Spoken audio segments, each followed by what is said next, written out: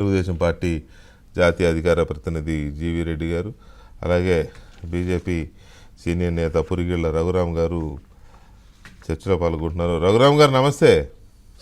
నమస్తే. నమస్తే. ఏంటి మీ చుట్టూ ఏదో దేవతా వస్త్రాలు ఉన్నట్టున్నాయి? లేదు లేదు సరే, నేను బయట ఎక్కడో ఉన్నా. ఇప్పుడే బండి సంజయ్ మీ అంతా కూర్చుని ఉంటే అటు నుంచి ఇలా వచ్చాను అనమాట. ఇంటికి వెళ్ళాలి, లేట్ అవుతుంది. మన కెమెరాలు అన్ని బిజీగా ఉన్నాయి కదా అని ఓకే మొబైల్ నుంచి వస్తున్నాం. నమస్తే. రైట్. ఇవాళ మోదీ గారు చేసిన ప్రసంగంలో ఇది ఎందుకు వచ్చింది, మంత్రి పదవుల మీద మీరు అలర్ట్గా ఉండాలి, వస్తారు మేము మంత్రి పదవులు ఇప్పిస్తామంటారు, మీ పేరు లిస్టులో ఉంది, నేను చేరి లిస్టులో పెట్టిస్తానంటారు, ఇట్లాంటి అని ఈ ప్రస్తావన ఎందుకు చేశారు? ఢిల్లీలో గత 10 సంవత్సరాలుగా అలాంటి అవకాశం లేదు. ఎందుకంటే అది ఆ గతంలో కాంగ్రెస్ ఉన్నా లేకపోతే కనుక ఎన్డీఏ అదే యూపీఏలో ఉన్న ఏ పార్టీ ఉన్నా మనకి ఎవరెవరు ప్రాబబుల్స్ మంత్రులు ఎవరు ఏంది అనేది మనకి హింట్లు తెలిసేవి.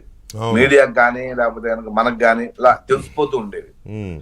సో గత 10 సంవత్సరాల నుంచి అలాంటి అవకాశం లేకుండా పోయింది. ఏదన్నా టాప్ సీక్రెట్ ఎవరు అపాయింట్మెంట్ అన్నా కానీ ఎవరు మంత్రి ఎవరు వస్తారనేది వాళ్ళకి ఫోన్ వచ్చే వరకు కూడా నేను మంత్రా కాదని వాళ్ళకి కూడా తెలియదు. అలాంటి పరిస్థితి ఒక ఉంది. ఒక మంచిగా సీక్రెసీ మెయింటైన్ చేసుకుంటూ వచ్చారు. సో ఇప్పుడు కొద్దిగా ఎన్డీఏ పార్ట్నర్స్ కొద్దిగా ఉన్నారు, ఎక్కువ మంది వచ్చారు. సో వాళ్ళకి ఏదన్నా కొత్తగా 280 మంది కొత్త ఎంపీలు వచ్చారు. సో దట్టు ఏమవుతుంది, ఎంపీలు కొత్తగా రావడము, దట్టు 280 మంది కొత్త వాళ్ళు రావడము. సో న్యాచురల్ గానే కొత్తగా వచ్చేటప్పటికి ఢిల్లీ అనేది ఒక మహాసముద్రం. రకరకాల భక్తులు, వైరవీకారులు, రకరకాల మాయమాటలు, మాయగాళ్ళు అందరూ ఉంటారు. మంచి వాళ్ళతో పాటు అన్ని రకాల మనుషులు ఉంటారు. ఢిల్లీ అస్థిర అన్ని దేశానికి రాజధాని, అన్ని రాష్ట్రాల నుంచి జనం ఉంటారు. సో ఎందుకైనా మంచిది, కొత్తగా చాలా మంది వచ్చున్నారు కాబట్టి ఎంపీలుగా చెప్పాడు, అబ్బాయి మీరు అందరూ జాగ్రత్తగా ఉండండి, ఎవరెవరో ఏవో చెప్తూ ఉంటారు, నమ్మద్దు దయచేసి అని ఒక ఆయన ఎక్స్పీరియన్స్ ఆయన గుద్దు కాబట్టి దాని విధంగా చెప్పాడు. ఆయన హెచ్చరించాడు అందరికి. సో అని చెప్పి జాగ్రత్తగా ఉండండి అబ్బాయిలా, కొత్తగా వచ్చిన వాళ్ళంతా జాగ్రత్తగా ఉండండి అని చెప్పాడు. మంచిదే కదా అది అందరికైనా ఎవరికైనా.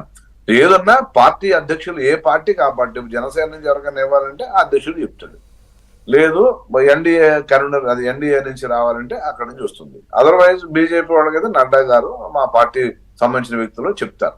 అలా ఆ ఉద్దేశంతో ఆయన చెప్పుంటారు. అంటే సహజంగా కూడా మీరు ఎక్కువ ఢిల్లీలోనే ఉంటారు కదా, ఈ పవర్ బ్రోకర్లు, పొలిటికల్ బ్రోకర్లు పెరిగిపోతున్నారా నానాటికి? లేదు, 10 ఏళ్లలో మొత్తం అసలు అలాంటి బ్యాచ్ చాలా మంది తగ్గిపోయారు. ఎవరు లేదు అసలు. ఒకళ్ళిద్దరు ముగ్గురు పాపం ఎక్కడన్నా ఉంటే పాత వాసన బ్యాచ్ ఎవరైనా ఉండాలి కానీ అదర్వైజ్ ఇన్ జనరల్ గా ఢిల్లీలో అలాంటి వాతావరణం కానీ అలాంటి ఇది కానీ లేకుండా పోయింది. మరి ఈ మధ్యన ఏమన్నా కొత్తగా ప్రభుత్వం కొత్తగా ఏర్పడుతుంది కాబట్టి కొత్తగా ఏమన్నా పాత వాళ్ళు ఎవరన్నా కొత్తగా రోడ్డు మీద వచ్చాయని తిరుగుతున్నారు, ఆయన దగ్గర మెసేజ్ ఏదో వచ్చి ఉంటుంది ఖచ్చితంగా. అదే ఇప్పుడు ఏది లేకుండా ఆయన అంత పెద్ద మాట ఎందుకు హెచ్చరిస్తారు ఎంపీల్ని? ఒక అలర్ట్ ఎందుకు ఇస్తారు ప్రధానమంత్రి స్థాయిలో? అది అన్నారు అని అంటే ఎందుకో డౌట్ వస్తుంది, ఈ పొలిటికల్ బ్రోకర్లు తయారయ్యారా